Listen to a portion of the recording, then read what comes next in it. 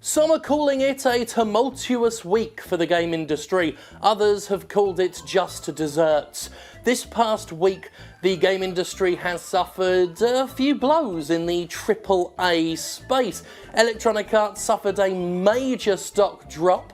Take-Two, of all companies, is whining that their money's down. And over at Activision Blizzard, people are fearing for their jobs as hundreds of layoffs may occur.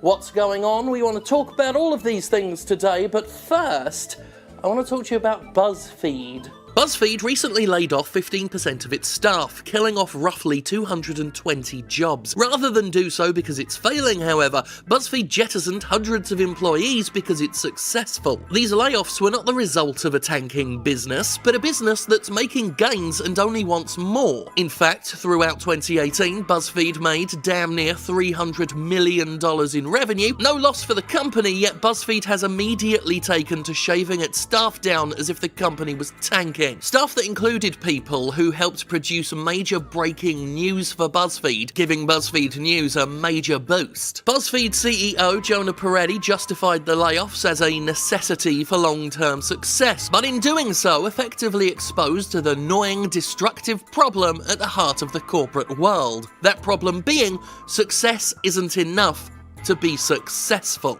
Oh, revenue growth by itself isn't enough to be successful in the long run, he said in a staff memo. The restructuring we are undertaking will reduce our costs and improve our operating model so we can thrive and control our own destiny without ever needing to raise funds again. Avenge me! Revenue growth by itself isn't enough to be successful. Think about what the CEO is admitting there for a moment.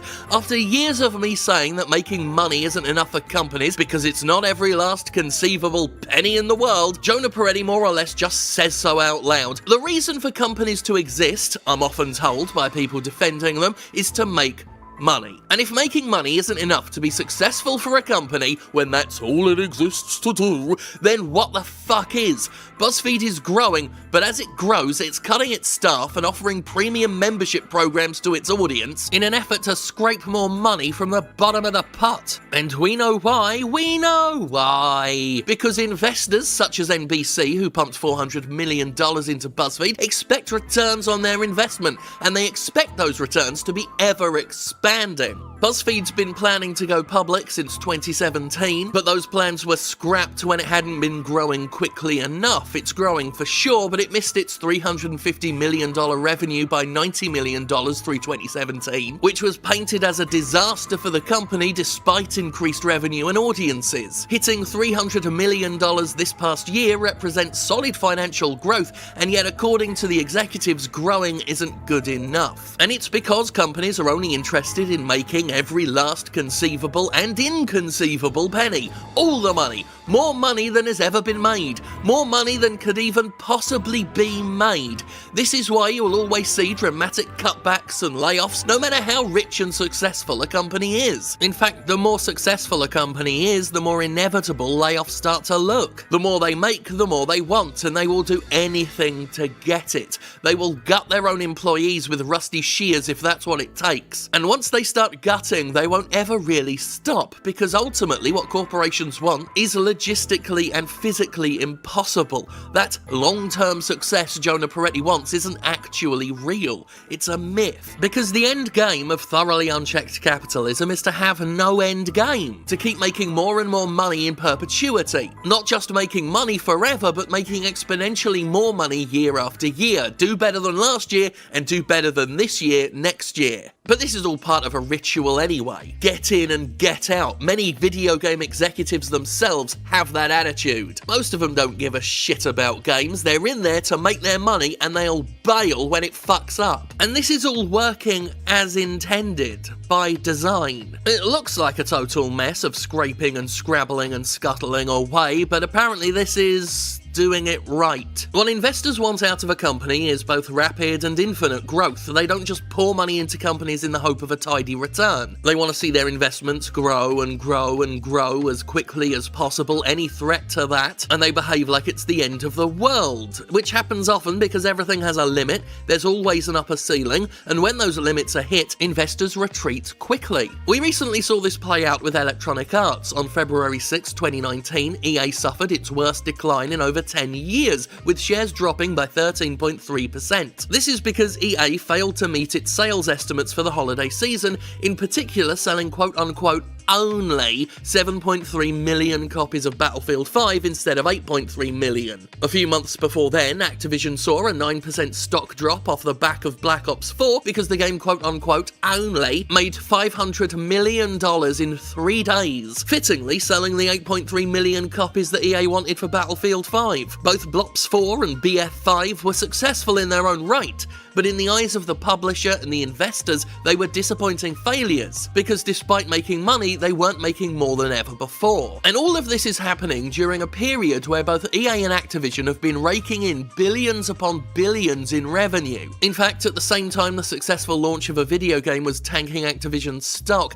a DFC intelligence report was doing the rounds talking about how microtransactions were making publishers more money than ever. So at the same time companies like EA and Activision are vacuuming up billions of dollars, they're experiencing stock market disasters off the back of massive game launches. Almost as if growing from $10 billion to $60 billion over 6 years, as Activision has, is a level of growth that can't be kept going for fucking ever. Activision Blizzard has ballooned to ridiculous levels, with more than half its revenue being made off microtransactions and loot boxes, raking in a total of $7.7 billion in 2017. Thanks to what the industry calls recurrent user spending, Activision continues to make boatloads of money, enough to fund several high-profile video games and have plenty of change left over for a gold-plated dog. And yet the headline of this weekend was this: Activision's plan to cut hundreds of jobs caps tumultuous week. It has been rumoured for a long time that Activision was planning a purge, and that particularly Blizzard employees, responsible for much of the publisher's revenue gains,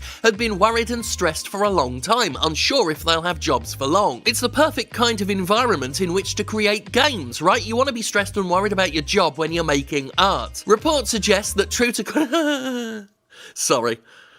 Just thinking about an Activision executive considering art for a second is just, Reports suggest that, true to corporate form, this planned restructure is to centralise functions and boost profit. Analysts are expecting a 2% dip in Activision's sales, and while such a dip could more than be covered by an ever so slight decrease in the amount of money Activision executives make, they're jettisoning hundreds of people. It's at this point I'd like to remind you that Activision has a massive tax haven abroad, where it gets out of paying its dues on most of its products. These publishers aren't just callous, reckless, manipulative con merchants. They are also, in my opinion, deeply fucking corrupt. A month before the layoff reports, Activision hired a new CFO, who got bonuses worth $15 million simply for taking the job, and will get $900,000 a year plus a $1.35 million target bonus. Indeed, while executives will sacrifice any level of game quality or workforce to keep their profits going, they will award themselves millions of dollars without a thought, and they seem incapable of doing what Satoru Iwata did when he was in charge of Nintendo and give up some of their own fucking hoard. I say incapable, I do of course mean unwilling. Iwata told his investors that he would take the fall,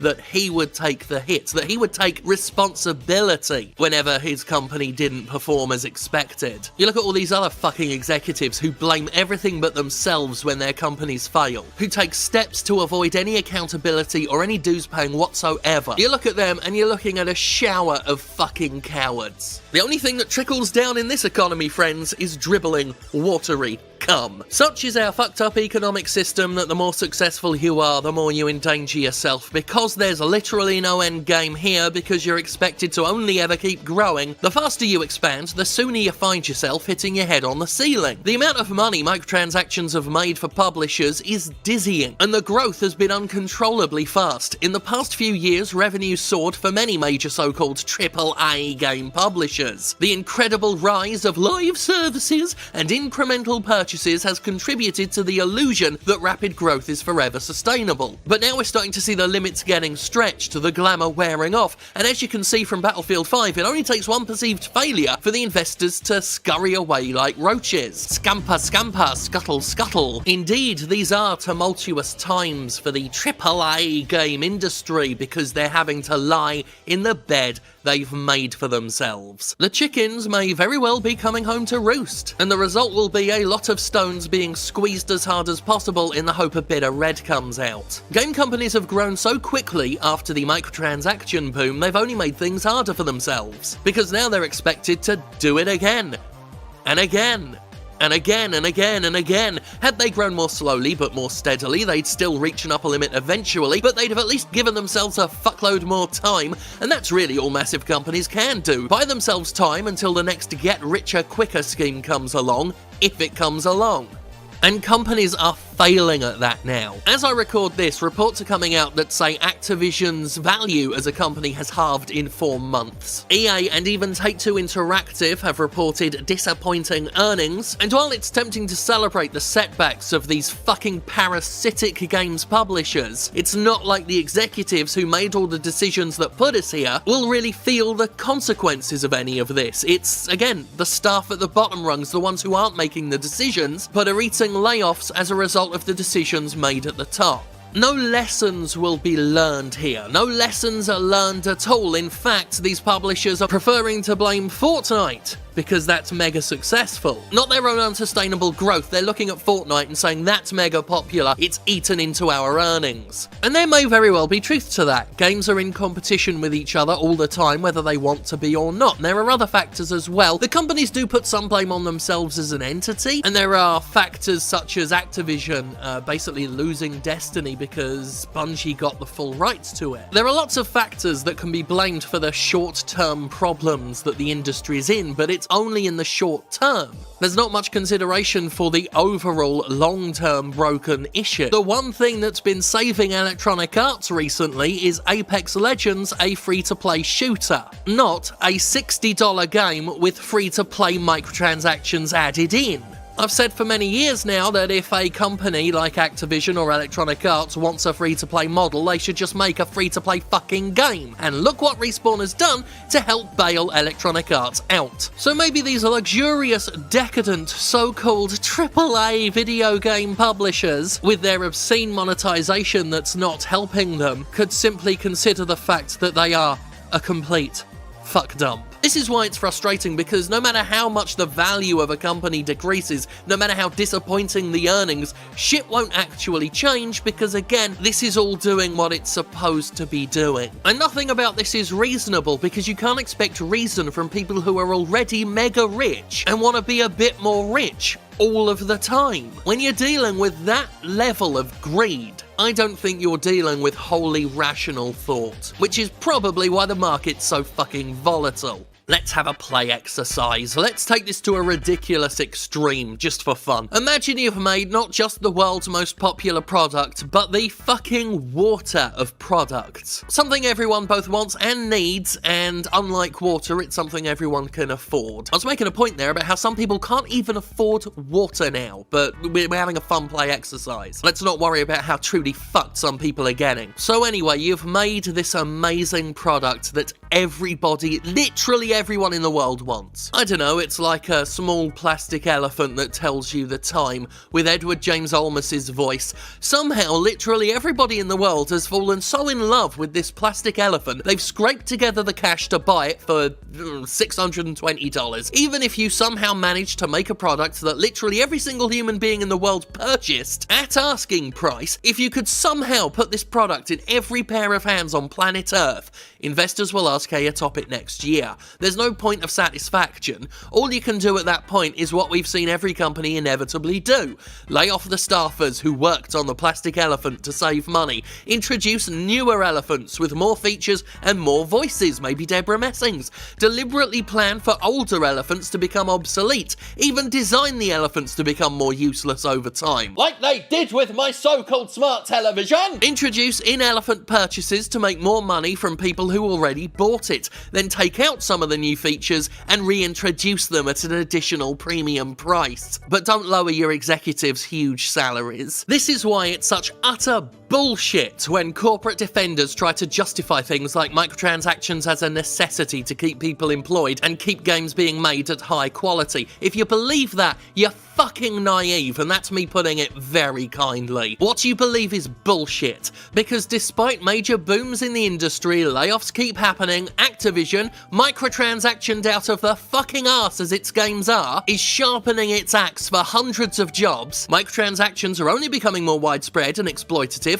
Games have gone from full $60 products to $60 starter packs with incrementally more expensive versions to round the product out. Things that used to be part of the basic experience, such as costumes, characters, in-game gear, have been removed from games and reintroduced at premium prices, and don't tell me they haven't been, because I'm fucking old enough to remember what games used to be. There is no doubt that while games have gotten prettier, they sure as shit have gotten shallower and less rewarding without incremental purchases. Spokespeople for the industry have said things in the past like, well, it's not like we made a game and then carved pieces out of it. And they say this as literalists, you see, because they know that sounds ridiculous, but when it comes to an historical level, you absolutely can see how games have been shaved down. This is Ritholtz Wealth Management's Josh Brown from this tumultuous week. There are new monetization methods that did not exist in the old duopoly. If you bought a first-generation PlayStation game, that was the end of money that Sony saw. Now, selling the game is just getting you hooked, and they're selling you clothing for your character, and these are brand new revenue streams that never existed for the industry. So yes, more competition, way more monetization opportunities. So everyone on the financial side can see that these video games are designed now to get you hooked and sell you old shit. They ain't just admitting it, they love it. And because this shit ain't sustainable, it's only getting worse. Season passes have turned into multiple season passes per game. Deluxe editions have been expanded to include multiple deluxe editions, with more content shaved off the base product each time to account for them. We're at parody levels with this shit now, but the publishers aren't stopping, they're only getting more farcical. The inherent value of games has tanked, while the prices have been ramped up in subtle ways. All while the basic $60 price hasn't changed, so companies can hide behind the bullshit technicality that game prices never changed. All of this is the business equivalent of looking for change behind the sofa cushions. Devaluing products and reselling the stuff that was carved out is an attempt at perpetual free money, which simply doesn't exist. So again, all they're really doing is playing for time, hoping the bottom doesn't fall out and things go bust before the next money-making craze emerges. This happens in every business. This is why I opened with the discussion on BuzzFeed. This is not just a video games problem, but a problem. We got food companies putting corn syrup in bread because it's cheaper than real food. Amazon's been seizing tips for its drivers and using them as part of their basic pay. People being expected to work just for tips in general can fuck off. The constant push for fewer regulations on businesses because having standards costs too much fucking money. We're dealing with that, so to understand why the game industry is fucked, we must first appreciate that the system it operates in is fucked. The same system that sees EA championing loot boxes is the same system seeing chickens washed with fucking chlorine. And when these corporate entities have thoroughly fucked planet Earth's atmosphere because caring about the environment also costs too much money, do you think the obscenely salaried executives at the top will be the first to suffer the change in climate? No. They will be holed up safely somewhere, spunking into their huge piles of money, and only the cold cum will trickle down.